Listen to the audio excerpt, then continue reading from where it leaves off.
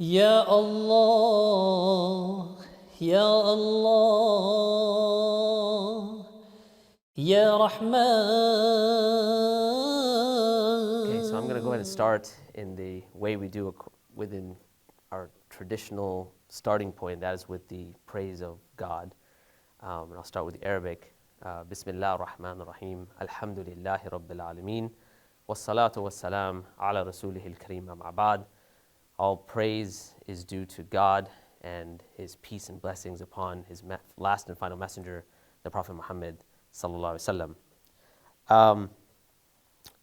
I was pondering upon Christchurch, and as was mentioned earlier, last year I had the opportunity to come to Christchurch shortly afterwards, after what had happened. And I have many things that I could potentially share with you about some of the conversations that I had, some of the people that I met, but something that actually John had brought to my attention. He said, if you remember in the news, when they were talking about the shooter, and you remember that there was an individual that as the shooter was coming into the mosque, that person greeted the shooter, not knowing that he was going to do what he's going to do. And in the news, it was reported as he greeted the shooter, or he said hello. But in fact, what he said to the shooter was, Salam, brother. And what I wanted to speak about this evening is really this very idea of what do we mean by salam. When he was saying salam, it's not just to say hello, or just a greeting that you may give on someone on the street without really thinking twice about it, just passing by. I mean, if you're from Texas, we don't say, hi that much or hello that much. We have more of like, howdy, right? Or whatever it might be. But salam, the idea of salam, you'll notice that a lot of the speakers started, and I'm starting like that too, by saying, Assalamu alaikum. May the peace of God be upon you. Now the thing is, when we translate that as the peace of God be upon you, it really doesn't do the term justice at all. Because this term, salam, and my wife always says that I get into linguistics a bit too much, so you're going to experience that tonight. But anyhow, this term, salam, while some people may translate it as peace, and it does have an idea of peace, but in fact what it's signifying is an absence of harm. In the sense that when you are having certain troubles in your life, when you are going through certain challenges in your life, when you may be going through financial challenges with your spouse or your kids, challenges with yourself and getting yourself back on your feet, when someone says, Assalamu alaikum, what they're in fact saying is they're saying, may God, and they're making a supplication. They're making a dua, that's known in Arabic, a supplication to God to say, may you have an absence of all of the things that are troubling you in this life. So it's very profound. When that brother came and said, Salam, brother, it wasn't just hello or a greeting. In fact, how he was approaching him was to say, as if to say, all of the things that may trouble you, I ask God to remove them from you. And that, in effect, what we find is sometimes we say the term and we say peace, and even the term itself, Islam, some people say it means peace. But in fact, Islam itself, it's derived, I told you Arabic grammar, right? So it's derived from the word salam as well, salama. And that has a few meanings. So today I'm going to tell you what Islam means linguistically. A lot of people don't know this, by the way, and includes Muslims. So I'm going to get a bit linguistic. So if I bore you, too bad. Anyway, okay. So what does Islam mean? Islam has basically a few meanings. So number one, it means Islam al-istislam. In other words, submission. But submission to what? Because we can submit to a number of different things. You can submit to yourself, you know that? You can submit to your own desires. And what happens when you submit to your desires all the time? You don't achieve that six-pack you're looking for. I mean, that's what I experienced, right? When you're always submitting to the chocolate cake or whatever it might be. So you're going to be submitting to something. When you make a commitment to say, my submission is not to myself, to society, to the community around me in the sense that what my submission to is something that transcends all of that. And that is God. And what's really fascinating is one of the names of God, according to the Islamic tradition, is Salam. So when we say Salam, we're actually tying it to God directly. Why? Because that name, Salam or Salam, what it refers to is a being that is perfect. Because remember, Salam is the absence of anything negative, any sort of harm. And the purest thing is none other than the one we came from, the one that transcends us. We have imperfections. Imperfections are not due to the one that brought us here in the first place. And so that Salam, not only is he Salam because he's free of imperfections, but he is Salam because without Salam, we would not know Salam. We would not know that removal of harm. And so what does Islam mean? I kind of deviated a bit. Islam refers to submitting, surrendering, being obedient, and being sincere to God, to As-Salam, to the one we came from, and the one from the Islamic tradition we know that we're going to return back to. Now, can I tell you something else interesting? Like, am I permitted to do that? Because you're going to take it home, and you may know it or you may not know it, but it's something that you may be able to challenge if you're not Muslim, your Muslim friends. And if you're Muslim, it'll be kind of a cool fact if you didn't already know it. Okay? You ready? All right.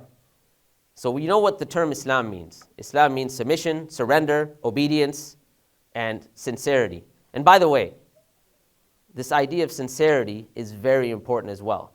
Because those things that you do in terms of submitting and surrendering and being obedient, if they're not sincere, in fact, you're not really doing it for God, you're doing it for yourself. So sincerity also has that component. So now, the word Islam in Arabic, this is known as a masdar. Again, Arabic grammar. Anyway, a masdar is what's known as a verbal noun. In English language, in English grammar, it's called a gerund. Anyone know what that is? You do? Wow. Okay. I had no idea what that was. But a gerund is like, the coming of spring was beautiful. The coming, it's a noun, but in fact, it's signifying an action, right? So Islam is like this. It's a verbal noun. It's signifying an action. It's signifying submission, surrender, obedience, sincerity. And by the way, it also signifies that peace or that removal of harm, because a person that does all those things with sincerity falls into that state of salam. So now, when a person who does those actions, we want to figure out what is that person called. So in English, when you're going to signify an action and you want to find a person that's doing that action, we usually add an ER to the end of the word, right? I mean, people here do speak English, right? Not like me, I speak a little Texan, but that's all right. So you can add an ER to the end of the word. So someone who drives a car, help me out here. Somebody in the audience. Somebody who drives a car is a what? A driver, very good. Someone who travels is a? Great, all right. For instance, so in Arabic, sometimes what you do is you can add an MU to the beginning of the word instead of an ER to the end of the word. So the word for traveling in Arabic is safar. The one who travels, I mean, obviously you suffer a little bit when you travel. That's besides the point. But my point is, the Arabic word is safar, and the one that travels is a musafir. Now the one that does Islam, the one that sincerely surrenders, submits, is obedient, and tries to achieve this state of peace or removal of harm is a Islam or a Muslim. And so when we say that all of the major prophets that we can think of, that we know about from our tradition, starting from Adam, Noah, Jesus, John the Baptist, Abraham, Isaac, Ishmael, we say that they were all Muslims. Not because they spoke Arabic and they knew what the term Muslim meant per se. Maybe they did. But we're saying in terms of the meaning of the term, we say they all submitted to God, surrendered to God, were obedient to God, were sincere in what they did, and they were struggling and striving to find that state of peace and tranquility. And so therefore, from an Islamic standpoint, all of those prophets were Muslim. Is that kind of cool? You can take to your friends and kind of tell them, right? Because that clarifies things in the States. I don't know how it is here, though. You guys might be smarter than the people in the States, all right? You are definitely nicer, that I know. Okay, So let me come back to the term salam itself. One of the things is we said the name of God, one of the names of God is as-salam. We said our greeting to the other person is a supplication for us to, we're supplicating to God to remove any sort of harm from the person. But you know, one of the names of paradise from our perspective is also salam, what we call dar es-salam. And in the Quran, you know, we say that God says, because we believe the Quran is the literal speech of God, which may be a bit different than the inspired word or whatever other religious texts have, but we say it's the literal speech of God. So sometimes we'll say, God says, or Allah says.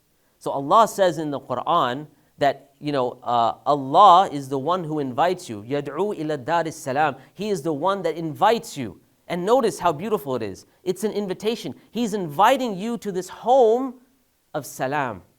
Because our concept of paradise has to do with a place that has pure bliss.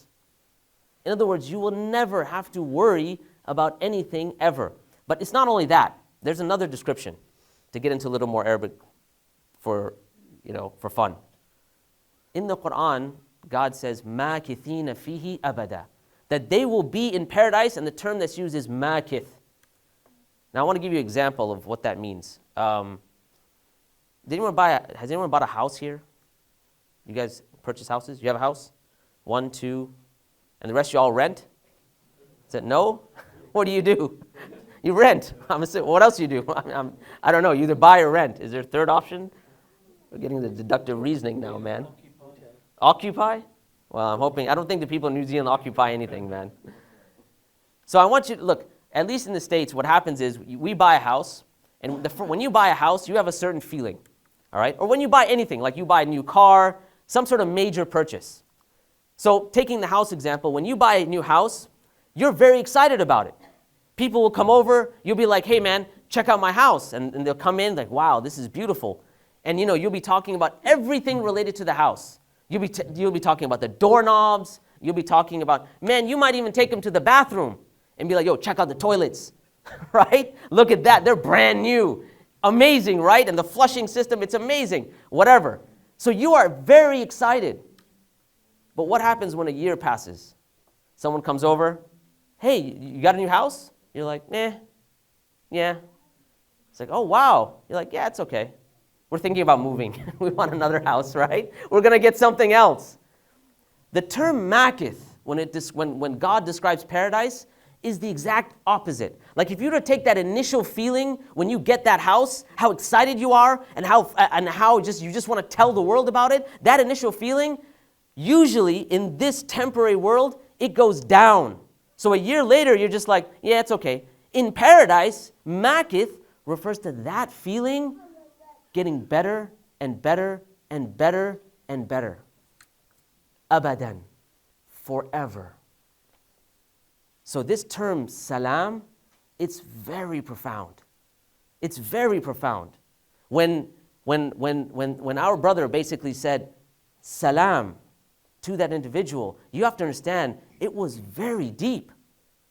Because what we're talking about is words that are being expressed.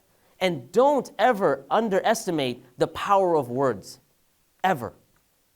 Salam or assalamu alaikum is something that teaches us never to do that. Ever. Because you never know what one word can do to change someone's life. That's something that we take from the Islamic tradition. I remember there was something I heard some time ago. There was a gentleman who used to go every Saturday to play basketball at like a local gymnasium. And people from all over the neighborhood would come. And he says, I remember there was this one guy, he was kind of an outcast. And he would come and he wouldn't say anything to anyone, and no one would really pay much attention to him. And so he would come, and his name was Bo. And so he says, I would make it a point to go and say, how's it going, Bo? I'm really happy that you came. I'm really happy to see you. And the gentleman said, Bo would never say anything. He would just thump his chest twice, and that was it. He said, well, I didn't know what to do, so I just thumped my chest twice, and we walked away.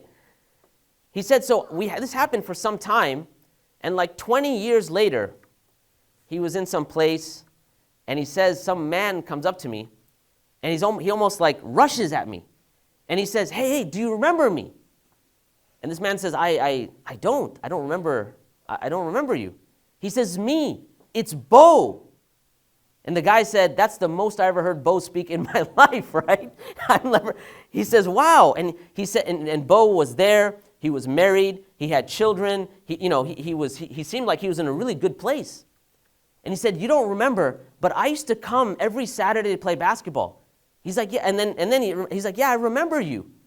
And he says, the thing is, I didn't really come to play basketball. You see, what had happened was that my parents had gotten a divorce, and I had gotten, my father had left, and basically at the age, when I was about 14 or 15 years old, I was basically kicked out of my house. And everywhere I would go, no one wanted to have anything to do with me. They didn't want to look at me.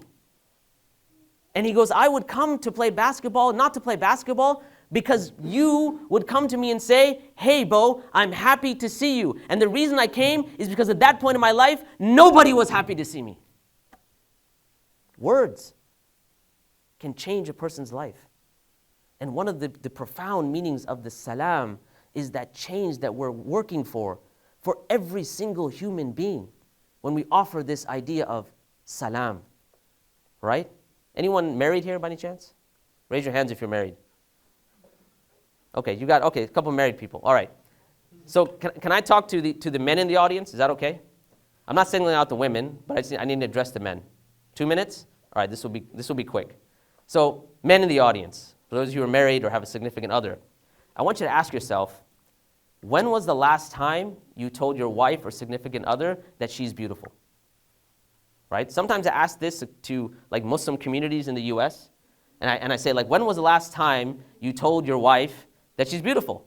And I remember one guy came to me and he said, she knows she's beautiful. So I was like, look, I guarantee, right? I promise that your wife, your significant other, will never come to you and say, please stop telling me I'm beautiful. I've had enough of it. I'm sick of it. She will never say that to you. But the idea is the immense power of verbiage, of words, and how much of an impact they have on people within our relationships and within our communities. As we talk about this togetherness tour, for us as Muslims, it's about reaching out and knowing one another. One of the verses that was quoted earlier by Yusuf, where he says that basically, إِنَّا خَلَقْنَاكُمْ, we have indeed created you from a single male and a single female, and made you tribes and nations, لِتَعَارَفُوا, so that you may know one another. And one of the greatest starting points of knowing one another is powerful, positive words. For us, those words are attached to the creator of the heavens and the earth. Because when we say salam, we are saying that salam is for you. It's attached to the one whose name is as-salam. And what we're hoping is that we have all of your worries, all of your issues, whatever you're going through are gone. And that perhaps we may invite you to also join us, all of us, in Dar es-Salam, the house of peace, that abode of peace, where you will never worry again. So I wanted to thank you very much. Assalamu alaikum wa rahmatullah.